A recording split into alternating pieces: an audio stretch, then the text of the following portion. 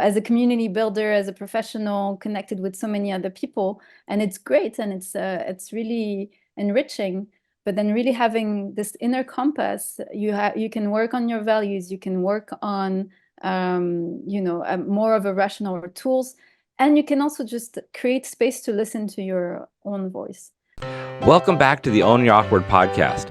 I'm your host, Andy Vargo, and every episode we get into what has made our guests vulnerable and how they've learned how to own their awkward in order to live their best life. Stay tuned so you can hear every awkward moment in today's show.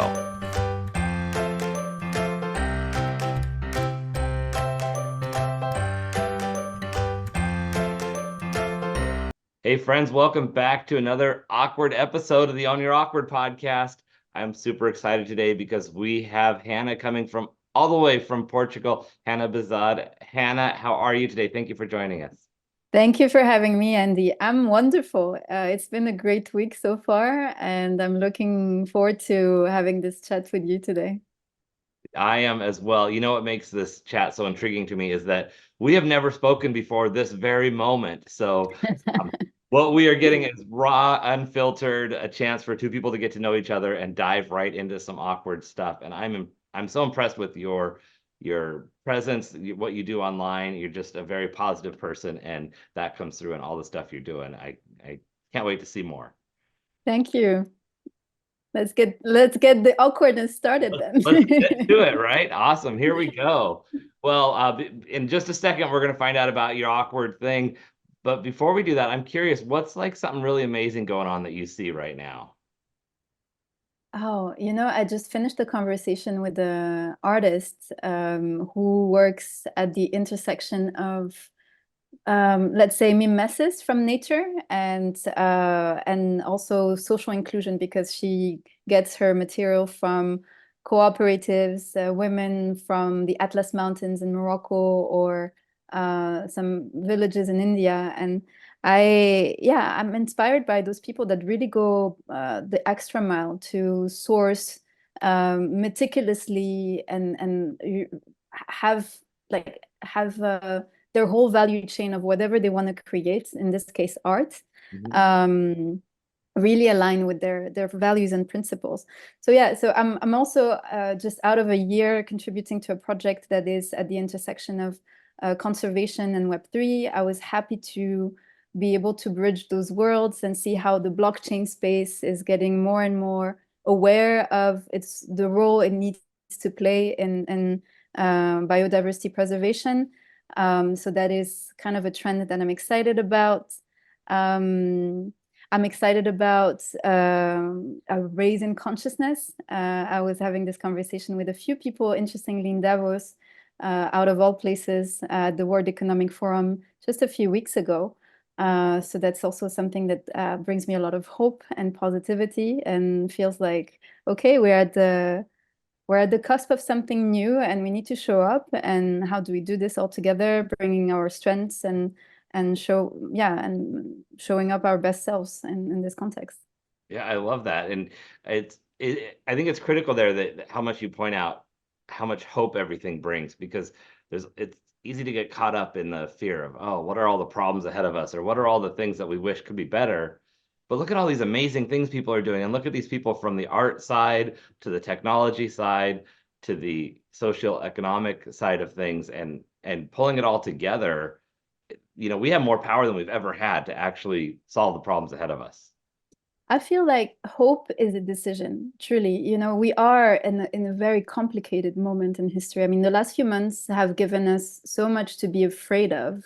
There are wars. Some people talk about a massive risk of this escalating, and obviously we've all been impacted. The collective subconscious has been impacted, even if it's far away, and even if you don't have immediate ties. But it's something that is heart crushing. It's hard to swallow and accept that in this day and age we may be we may be witnessing a genocide without being able to intervene, and also the conversations around terrorism and this ongoing conflict between Palestine and Israel it's tough for everyone. So it's just one example among many, but this has been ongoing since October.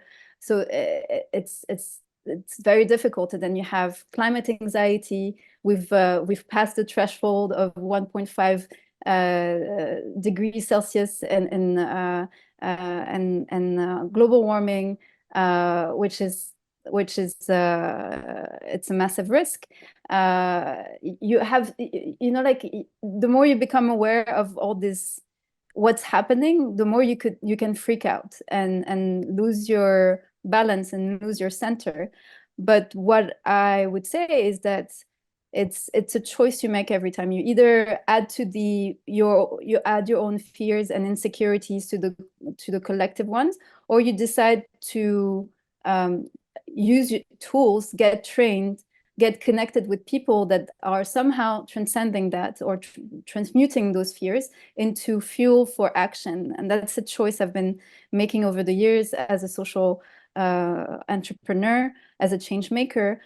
And it's not, you know, it's not something that, okay, you become, it's flowing all the time. You have your ups and downs as every human being, but it's a choice. It's constantly a choice. So whenever I realize I'm kind of like a little bit out of this flow, then I reach out to people. I do more sports. I have a heartwarming conversation. You know, the series of mini things that will make me shift my perspective and get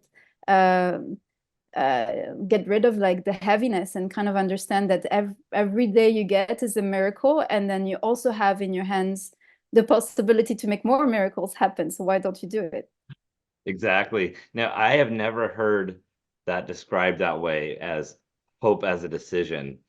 And you know, I hear that commentary when it relates to being in a good mental space, and where if you're feeling down, doing something physical, going out and surrounding yourself by people.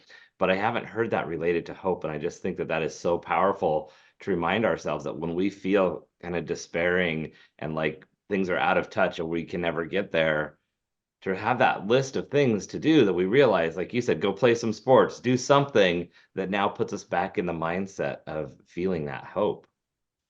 Yeah, and also sitting with the difficult emotions. I think, you know, I've given some practical examples, but also sometimes sitting with the anxiety and the fears, and as uncomfortable as it is, thankfully, we also have access to a lot more tools around emotional intelligence and personal development. And that helps, I would say. You know, I realized last weekend for me was it was very difficult. I think a series of things happened in the last few weeks, and I had pent up emotions that were hard, you know, sadness and so on. And I sat with it. I went to a park and I just started crying. And the park was beautiful. It was raining at the same time, so it was very dramatic. And then eventually the next day I felt a bit lighter, and the day after even lighter. And now I'm back into my positivity, and it feels great. I think compassion starts with oneself, and it's also a decision. I think having that sense of agency, we're all subject at a moment or another to being overwhelmed by life in general and by external events, but also by what's going on within us that we don't necessarily have a vocabulary yet to explain or to grasp. But that's part of the human experience. We're never alone. I mean, you and I and everyone listening to this podcast may have at some point experienced something like this, and loneliness as well. And we're all in this together eventually. And that's an interesting contradiction of being a human. Yeah, that is true. It's both alone but also together, and we, you know, we may be in our own space in the moment of where we're feeling, but everyone else is going through that same thing and in and out of those spaces. So, all right. Well, shall we get awkward? Let's get awkward. All right. Well, I love to know about things. I love to find out people's awkward sides. It's such an interesting experience to learn what's going on behind the scenes with everybody, and the world needs to know that we all have this awkward thing. So Hannah, what has been the awkward thing you've had to kind of overcome or own in order to just be this positive person that you are? Where do I start? You know, Andy, I actually wrote how many pages? Maybe 240 pages about the awkwardness of being me and being other. But yeah, I grew up in so I'm from Morocco, and I grew up in a context that was full of contradictions. It's Morocco is a North African country, Muslim country, but relatively open. And I grew up in a sort of bubble that was where we were mingling with a lot of diplomats and expatriates, and so I've had exposure to a lot of different cultures growing up. And I went to a French school and then eventually also American school, and it's a lot of doors that were open for me. So I'm extremely grateful. And at the same time, it posed so many questions around my identity. Who am I? How do I belong? How do I act in which context? This approach of code switching, even my language, in Morocco, we speak Moroccan Arabic, and it's an Arabic that is so odd to the rest of the Arab world. And then we speak Arabic, but we also include French words and English words now, because the youth has kind of started to embrace English to be able to be more connected with the rest of the world. So I want to say I am from planet awkwardness, and it's a very warm and funny space to be. And then even that, pushing it even forward, after studying in France and the US and starting a career in consulting, I actually had the very awkward idea to come back to my home country, where I knew a lot of challenges would lay ahead, and start my career as an entrepreneur there, as a repatriate entrepreneur. So being the minority of minority of minority. So essentially bringing a coding bootcamp, and at the time it felt like, what is going on? This is from somewhere else. Now it's a different market. What's that approach? Teaching it in English, and also setting up a nonprofit, bridging worlds, the rural areas in Morocco, women in the rural areas of Morocco, trying to train them into technology, so that they can, have their dreams fulfilled, have access to more opportunities, develop their cooperatives with a different approach, and feel empowered. And so I started to have a lot of fun, to be honest, trying to create connections between places that ignored one another, because it was the status quo. Because it's in the case of Morocco, it's a society that is evolving quite fast in many ways, but also has these fractures of inequities, social inequities. And it's true that for a lot of places around the world, but it's very stark in Morocco. And so I started, enjoying that, the creating the unexpected approach of, and making it so cool to actually address the big challenges, the big societal challenges, and then eventually later environmental challenges. I mentioned earlier Web3 and conservation work and so on. And so I think, like other social entrepreneurs, we're trying to move away from a system that has been exploitative, that has been hierarchical, that has been patriarchal, that has been also disheartening, to be honest.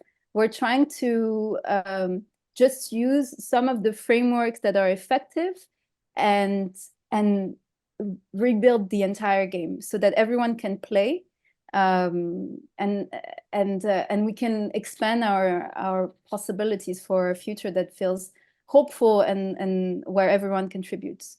That's a long answer to your No, I question. love it. And there's a lot of layers there to dig into, and I'm trying to think through where to start. As you led with, where do you start when you have so much to share?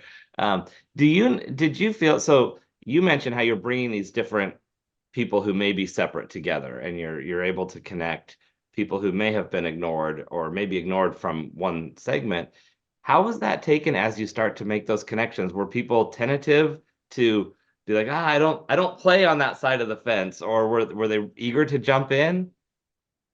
I think there was a lot of curiosity on every side, also a lot of fears, because eventually, I think somehow once you start a conversation with someone that feels really heart to heart, and like it's beyond title, it's beyond Oh, you, where do you belong in society? Are you from the upper class, from the bourgeoisie, or from a marginalized community or else? Which is, again, very present in Moroccan culture. Once you sit with someone and you look at them in the eyes, and it really feels like a heart to heart, and with all the clumsiness, because I was very clumsy, you know, coming back to Morocco after 10 years abroad, not having a network, having to start from scratch, keeping my French accent in my own, you know, mother tongue, Moroccan Arabic. People were like, what is this creature? What is she trying Who to are do? you? Yeah.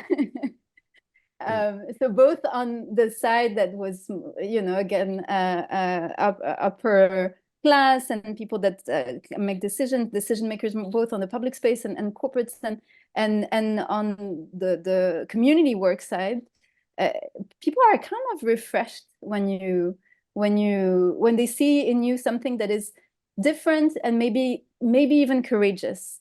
And it's an energy that is felt, and it gives them a little bit um, of a push, you know, as in the wild idea. Everyone has wild ideas and vast imagination and has dreams and hopes, and sometimes they bury them because life becomes day to day too burdensome. It's too heavy, and it's always a struggle. And you hear that a lot as well. Again, in Moroccan culture or in the Arab world, there's a sense of fate. Um, and so when you, I feel like what happened is that some people were truly afraid and would push back, but push back without showing that they would push back. So they would just kind of like not give you what you're asking for in terms of authorizations, in terms of what actually were rights to me, you know, as a but I had to learn kind of like the complexity of the system that is dysfunctional.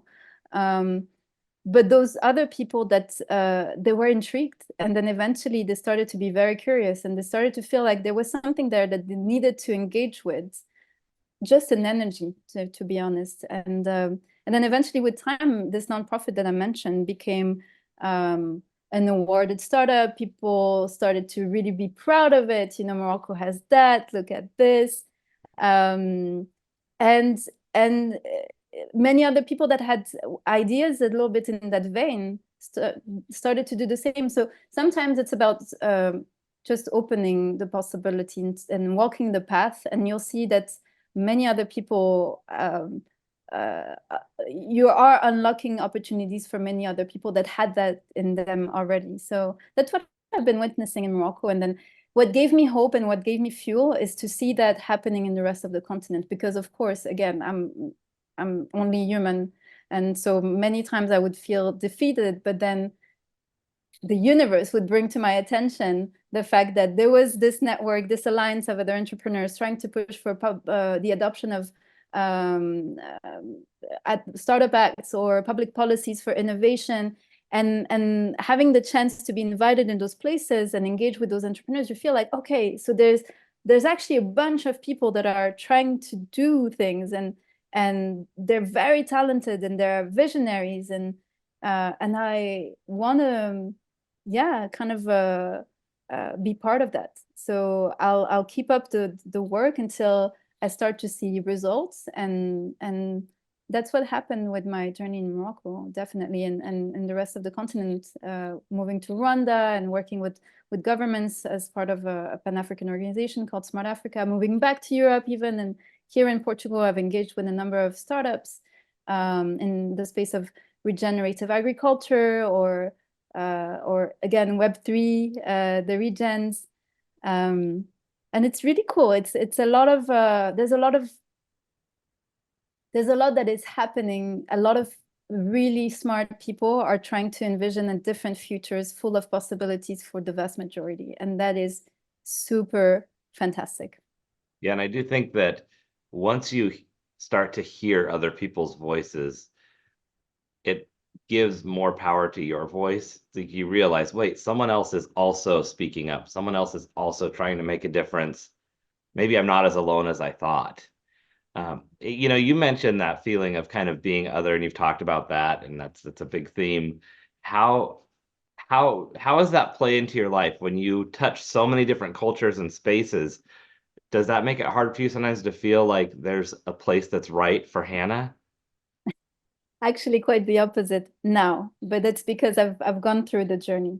I would say at the start of the adventure of writing my book, it was a moment where I was feeling very much at the crossroads. I had decided, and it was not a light decision, to kind of be out of the African continent for a little bit and look back and kind of assess new opportunities in a context that would feel more favorable, where I would have a bit less challenges.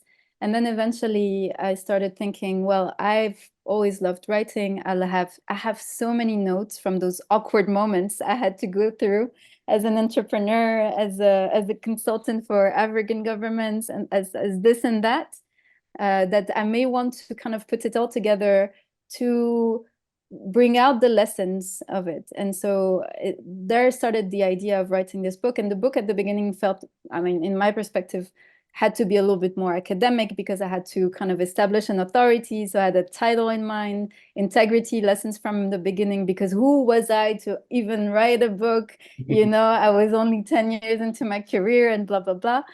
But then eventually in writing the book, and then also making it really a professional commitment. So looking for an editor, and having found an editor with a publishing house that's female-led, that is dedicated to amplifying diverse voices, and starting to work with their team, I kind of realized the book had to be about yes, being what is it to embrace your differences, and what is the Black, Indigenous, and women of color experience in the space of tech and sustainability that is eventually the thread in my career, and what can I bring from my experience, but also from other conversations that really shaped my perspective and sometimes gave me clues that I didn't have.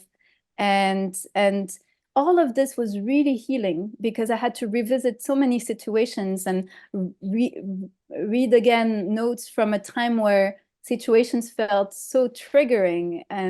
And then I kind of realized I'm now feeling a lot more comfortable with this. My perspective has shifted. And so what could I say to my younger self that I want now to say to the reader, who's maybe like a young woman at the start of their career, BIWOC or not even a woman, or what do I want to give as in terms of some lessons learned, but also something that feels playful, you know, that is fun, because at the end of the day, it's possible in all the places where we don't feel at home and we have to do extra work to feel at home, to have fun in that. Now, if you ask me, most of the time, wherever I go, I feel such a possibility to connect that I feel at home. And then most obviously in the places that I choose, like Lisbon here, Morocco, where I do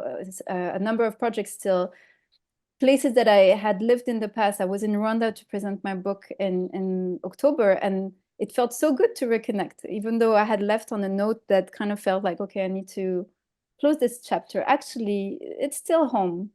France is still home. The US is still home. So I feel like there's a point where it's not even shallow to say, oh, I'm a citizen of the world. No, I deeply connect with those places where I had to kind of polish myself and my approach and confront my otherness and the others too. And it's always stimulating. And again, from the moment there's a kindness and sincerity and authenticity in wanting to relate, then I feel at home. And I even feel at home in conversations with people that I don't even share, political views with. And I can give you examples of that if you want. Back 2 years ago, it was still in this process of writing the book. I was visiting Puerto Rico, just wanted to have a break, really. And I stayed in a guest house that was owned by someone who is a supporter of Trump, and it doesn't believe immigration is good for the US, and so on and so forth. And it was a time where it was still a question mark for me of whether I would join my sister who had moved to the US or not. But he was very curious about me because he heard from his wife that there was someone coming from Morocco, and oh, you have to engage with her. She's in education and blah, blah, blah. We had a whole conversation where he shared his own journey. He's from a family. His mother was with six other brothers and sisters. His mother was an immigrant in the US, first comer, Italian, entrepreneur, and so on. And in him sharing the history of his family and kind of trying to relate with the person who was in front of him, I kind of felt like, it's human to human. And so as much as he upfront says, well, people come to the US only to take advantage and immigration is bad and so on, which obviously I disagree with, we still had a very interesting, heartfelt, kind conversation. So, and I felt at home in that. So that felt great. Yeah, I think the difference is, as you relate to, is like seeing the person and having it be a human to human connection rather than issue to issue. I think too often we want to battle out the issues, the differences, and we miss the whole point of having the human connection. And that's where we're going to help grow, because sometimes when we get to that place where we're having the human connection, we can then see the reason why someone believes the way they believe, the experiences they've had that make them think the way they do, and we can begin to understand, well, maybe there's some validity to how they came to the conclusions that they do, or some valid concerns they have, and we can also share our experiences, and they can see some truth behind what we are bringing to the table, and then that's where we get that growth, and the hope then comes in, and we say, wow, we can do better as a society. Absolutely. Now, getting back to that idea of like owning your awkward and just like making it work for you, which clearly you have done. You've written the book about it. You have traveled the world. Did you know, was there a point where because you started out talking about how when you were in Morocco and you were in a scenario where there were people from many cultures and expats, and in the different schools you were in, you were exposed to all of these things. How do you feel that really set you up to be able to be this comfortable wherever you go? And also, do you feel like, was there a point where you went from, I feel like I'm surrounded by all these people, and then who knows which group I really fit into, and then you went, wow, this is really, I fit into all the groups and this is a good thing. Was there a switch there, or was it just comfortable from the beginning?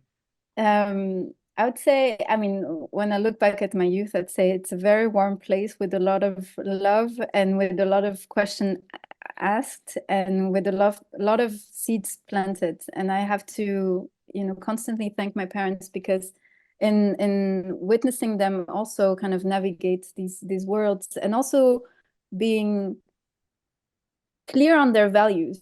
Both of them, my late father was a doctor, and he introduced a number of things to Morocco in terms of medicine for workers, helping adopt legislations for that, and so on and so forth. Yeah, other expertise that he had as well, and it took me time to kind of realize how important that legacy was. And on this, for my mother, she was a French literature professor. She's retired now, but very early on she made me read, or she gave me access at least to her master thesis that was about the position of women in French Moroccan literature. And I found her so bold in the writing, so like very much the feminist. I kind of I had to ask her, like, how is it that you're married to this man who's my father? What's the How does that work, right? How does that work, right? Yeah. And then so that's yeah, that's my parents, and then their friends. Some of them were French Moroccan couples, some of them were other expats, and some of them were Moroccan Jews. I mean, I remember celebrating all sorts of celebrations in my youth, the Muslim celebrations, the Jewish celebrations, the Christmas, and so on and so forth. So it was very joyful. And I think, if anything, people really had a sense of wanting to have a good life and connect and take any occasion to share, share food and thoughts and aspirations. So that was the Morocco I knew. And then it took me a little bit of time to start to realize that the rest of society was not necessarily as open. And then in some places you could, there was definitely no talking about alcohol or dressing up in a Western manner, or going out and roaming down the streets on your own as a woman, and like all those restrictions. So I started to feel the tension between Western context and a more Muslim context. And then with time and with going to France, I started realizing that even the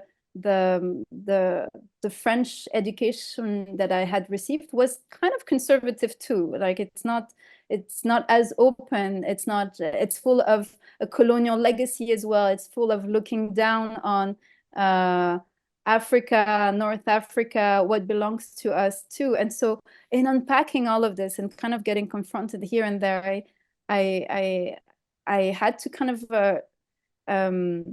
create my own approach to feel in integrity with myself and connecting with respect to the other. So it's interesting because now I'm more and more able to have conversations that are questioning rules that people have.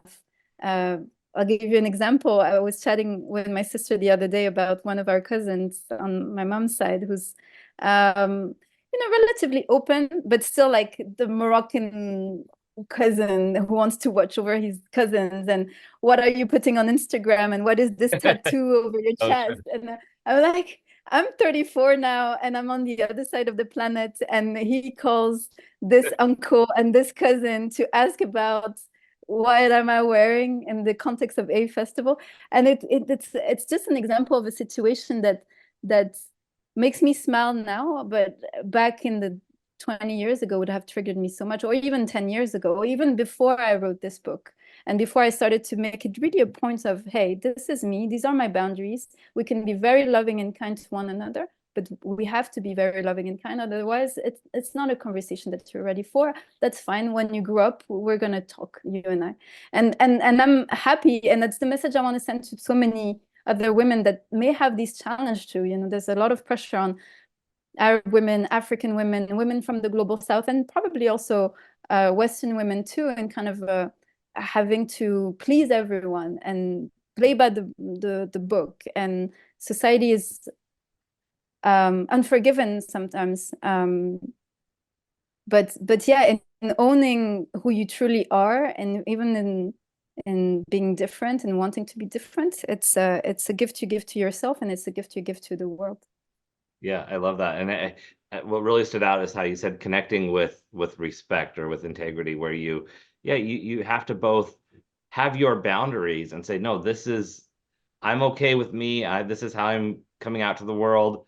You're not going to change that, but we can still have a respectful conversation. Or like you said, if you're not going to have that conversation with respect, then come back when you're ready for it.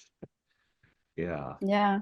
And there's something to say about the fact that with social media and having this immediate confrontation to an image or a projection of someone else, without contextualizing a conversation that is based on principles of respect and attentive listening and curiosity, then it can foster a kind of a sense of confrontation all the time and overwhelm. And I think for another message that I want to send to everyone listening is really to hone in the skill of creating space within oneself to be able to connect with one another with this enthusiasm, this appreciation of the miraculous being they are, and the miraculous being you are yourself, and the even more miraculous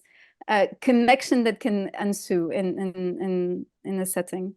Oh, yeah. Now, one thing that's intriguing to me is how you mentioned earlier, and what I want to hear about your book now. You mentioned earlier how you wrote that from the mindset of kind of what would you tell the younger you, but also who is that woman out there, that person who is in that space that you used to be. And I think that's such a beautiful way to approach what we're giving to the world, because it's so easy to sit in a place of regret of, I wish I knew all these things 10, 20 years ago.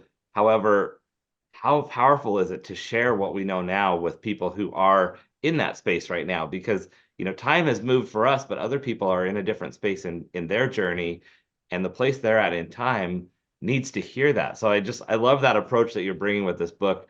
Tell us all about it. Tell us what you have in the book. There are links below. You guys have been teased with this idea of this book that Hannah wrote. So click on those links, get your copy, and let's hear about it.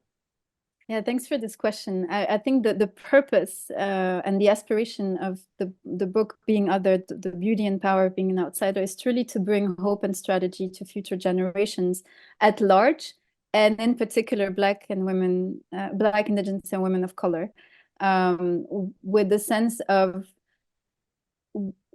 the contribution and the creative leadership that you can develop is truly needed in this time, in this time with the challenges that we face.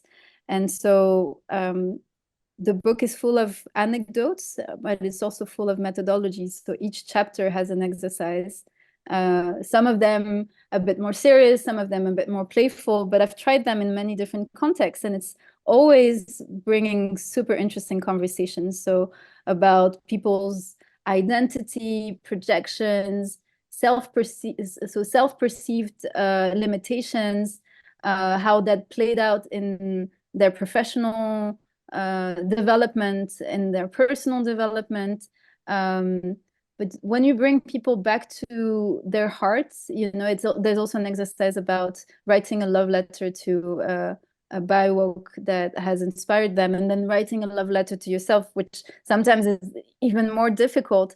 I've encountered so beautiful, like situations that were so beautiful, people eventually holding one another and crying in each other's arms in a workshop, or another exercise that is more about dance and embodiment, and this notion of sensuous knowledge, which is a notion that is developed by a number of Afrofeminists that I mentioned in the book, of we need to redefine what knowledge is and kind of move away from this Euro-patriarchal approach that is very rational, and that moves away or puts away everything else that is more embodied and intuitive.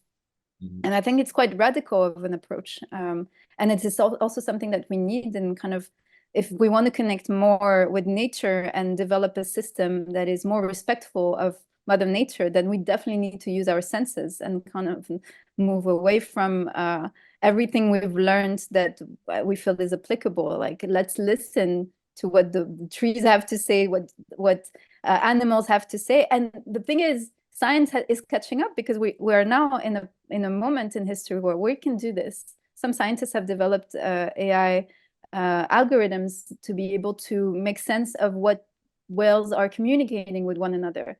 We're at this time where other musicians that are also geeky and on the side are able to capture the sounds of trees and develop some music with it. And so it's a very exciting time where a lot of what was perceived as, the dreams of hippies eventually are colliding with the advancements of technology and science.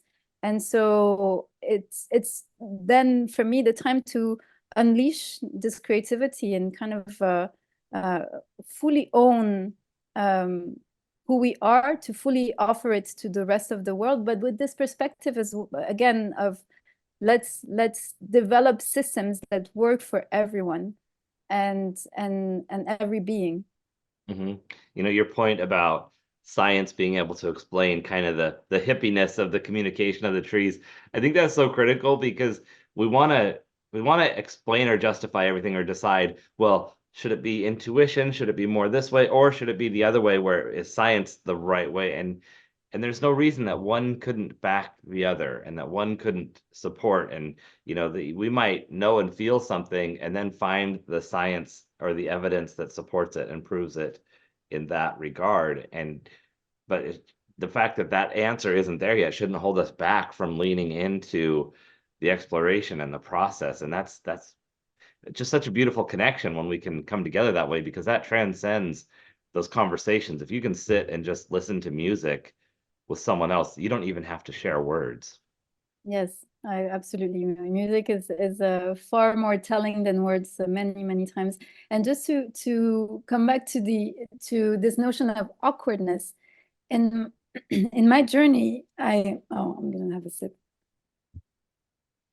I came across so many people that had started quite conventionally, studying the right thing, becoming doctors, earning a lot of money for stability and safety and so on, and doing professionally everything that they could right.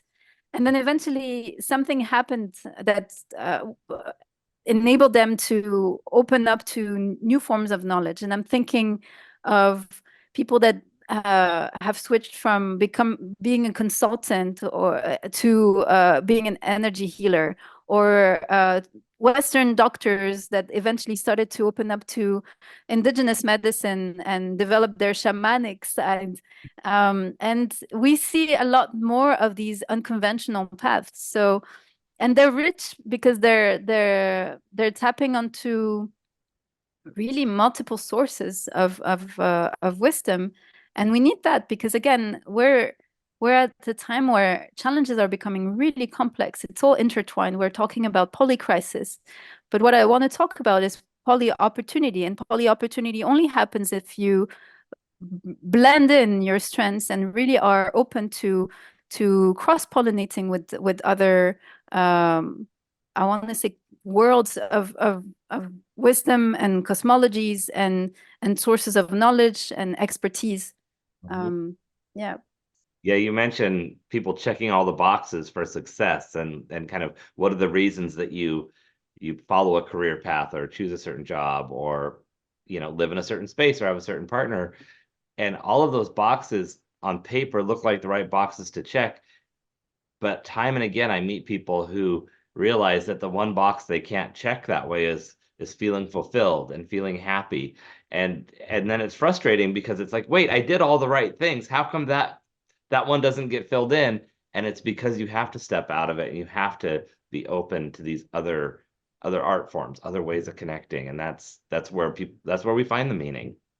Yeah, and also how do we really listen to the wisdom of our soul. So that's why I mean, in my case, meditation helps a lot because then I can really hear myself speak and have this inner guidance at times where I need to make a decision, or at times where I need to just recharge with my own energy when I've been, as a community builder, as a professional, connected with so many other people, and it's great and it's really enriching.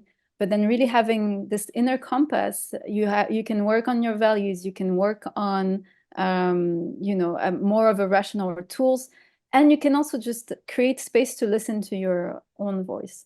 I think meditation helps very much. I think some other practices that are gentle and that are um,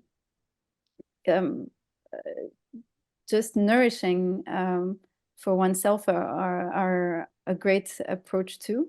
And everyone has their own ways. Some people are able to meditate in running, for instance, or in other activities, and they get a lot of satisfaction from it and a lot of inner peace, and that brings a lot of interesting ideas to life.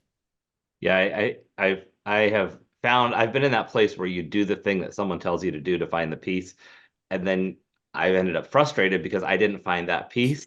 And that's one lesson I've learned is you have to find the way that brings you peace. Maybe it is running, maybe it's sitting on a park bench in the rain crying, maybe it's, being outside on a beach on a sunny day, or sitting alone in a quiet space, closing your eyes with a candle lit.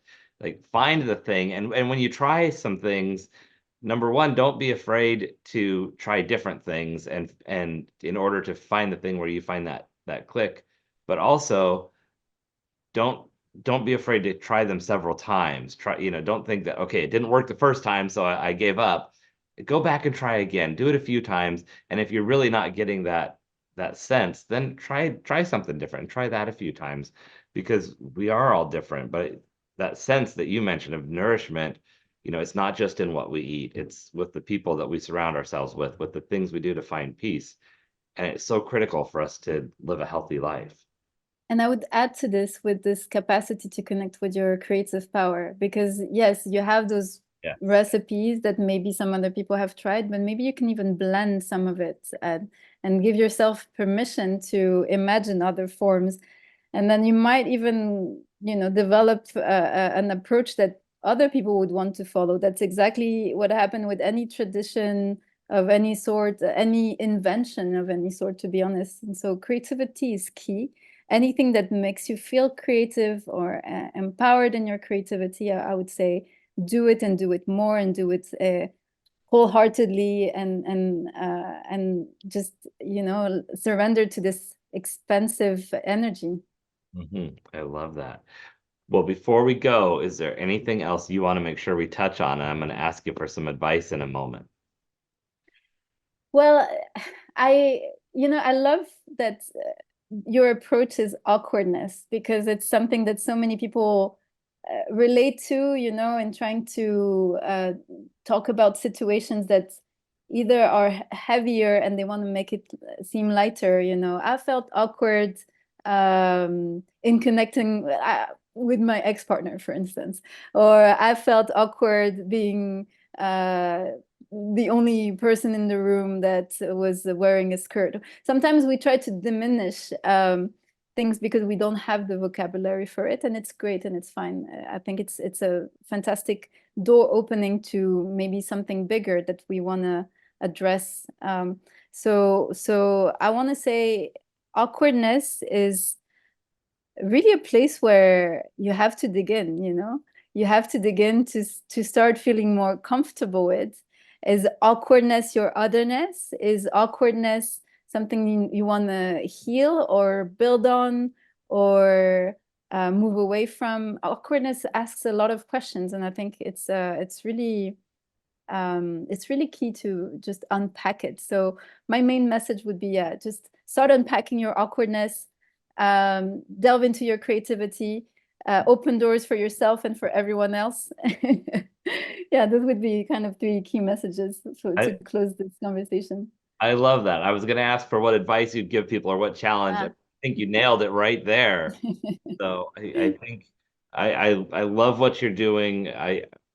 You're such a good example of how to be open to connecting with people from every different walk of life, and you not only talk about it, you do it, and that it's making a huge difference in the world. Thank you so much, Andy. And also, I want to say, please reach out if you want to have an awkward or not awkward conversation. Yeah. So I'm glad you mentioned that. Where is the best place for people to find you? Because sometimes people are more active in one place than the other. Yeah, well, I'm very active on social media, on LinkedIn in particular, and Instagram. So feel free to send me a note. And then, of course, if you want to have more in-depth conversation, you can send me an email. You can reach out to Andy, and then he can introduce you. I will do my best to schedule something. I just have to say that next week I'm going to go to India for a book tour, so for a month. So I may be on a very different time zone. And then shortly after, I'll be back in Morocco because I'm organizing a festival with the House of Beautiful Businesses called Between the Two of Us. So in this whole context, I will surely make time, but just know that I'm moving across the globe. Moving around so you're staying true to your journey, which is amazing. And that's it's great to see that not only has that been your journey, but it continues to be. And I can't wait to see what time zone, what continent you pop up in next. And I'm gonna watch for a chance to be in the same space so we can connect. With pleasure. Thank you so much, Andy. Thank you so much, Hannah. Everyone else, be sure that you go out there, embrace your otherness, own your awkwardness, follow Hannah, click the links below to get on her social media, reach out, get the book, of course, and as always, own your awkward. Thank you so much for listening in for today's show. Be sure to visit awkwardcareer.com to continue your journey. And of course, please like, subscribe, and share with your friends so they can find their awkward side and learn how to own it.